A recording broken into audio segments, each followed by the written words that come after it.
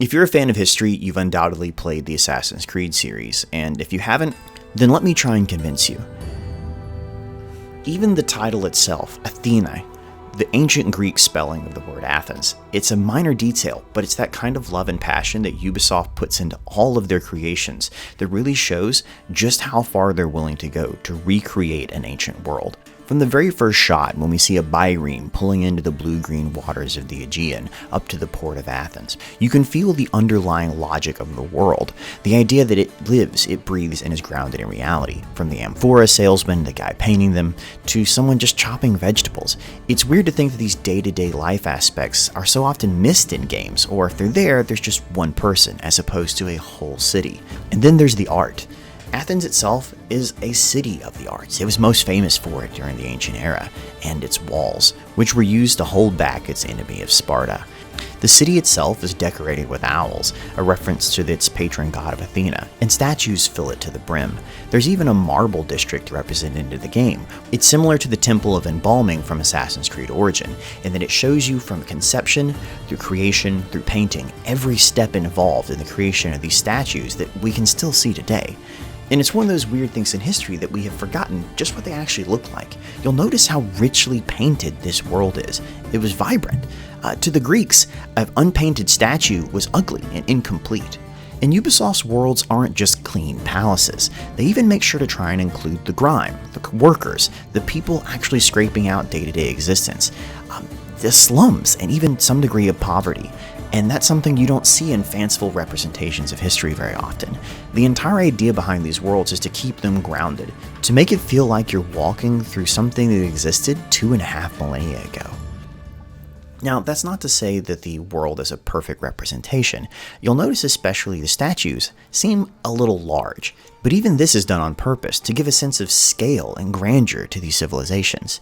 But it's the details in a simple thing like a food market that help make a world feel alive. From random pigs walking in the streets to children playing in the market, their presence helps to make a world that breathes. Even the ins and outs of politics and democracy make their way into the game. Court trials and justice are held out in the street in large public forums.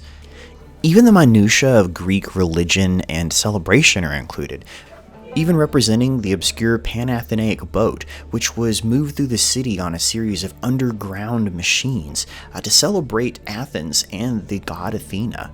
Now, if that last statement seems a little far-fetched to you, remember, this is the same civilization that gave us the Antikythera mechanism, a type of star calculator that we still don't quite understand today. But at its core, this is a world about people, from the politics that we see on the stage here, to the home of Perikles, the lead statesman, orator, and general of Athens that led it during the Peloponnesian War.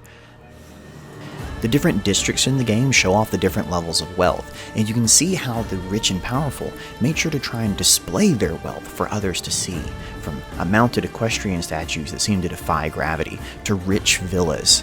After all, this was the Greek Golden Age, and temples were being built throughout the city at this time.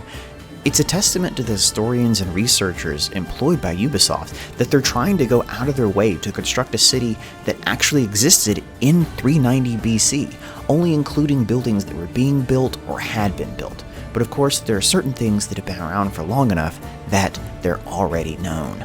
The Odyssey of Perikles was built as a sort of shelter for people going to the city's Dionysia festival, so they would hold theater performances and choral performances inside, and it's actually why the British movie chain calls itself the Odeon even today, as a reference to these arts. And it wouldn't be the city of Athens without the arts. Here we have the Theater of Dionysus, the home of the city's Dionysia festival, where the Greek art of theater was actually invented. You can see them here with the chorus in the background and their masks, and this is actually period accurate. People will perform in a type of mask that expressed the character. It's also where we get the term Deus Ex Machina. They would literally have gods fly in through various machines to work on the stage. But their love of machines didn't stop at the theater.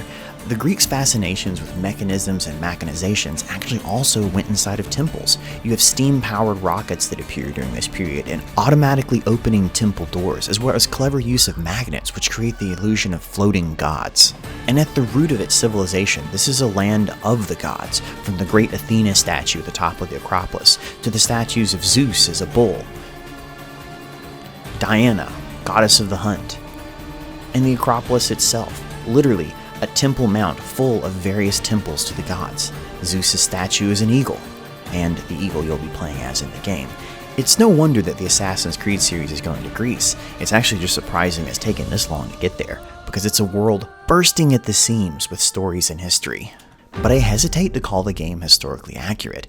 In a way, it's super history, representing the ancient Greek world with the same sense of wonder that the people who lived in the time saw it, with heroes in battles against titanic gods that were so far beyond their understanding, that they then try and create a world inspired by them or in spite of them, always remembering Poseidon, god of the sea, and Sisyphus, who constantly labors to push a rock up a hill. These stories lived and breathed to them and were part of their everyday reality, from the volcanoes of Hephaestus' Forge and the myth of the Spartans. It dictated the way people greet each other, how romance worked, and how people saw success and failure, and even glory in battle, not wanting to shame themselves in the eyes of the gods.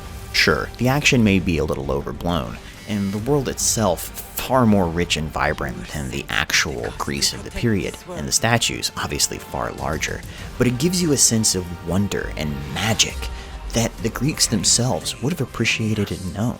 It's the same reason a movie like 300 was so successful, and why they're choosing to use Spartans here. Odyssey taps into that same sense of exoticness and adventure that also made Hercules, The Legendary Journeys, and Xena, Warrior Princess a success. So jump into the cool waters of the Aegean like you did in Black Flag, or explore the back wilds like you did in Assassin's Creed 3. But do it with the knowledge that everything you are seeing has been touched by history in some way, and there's always something to learn.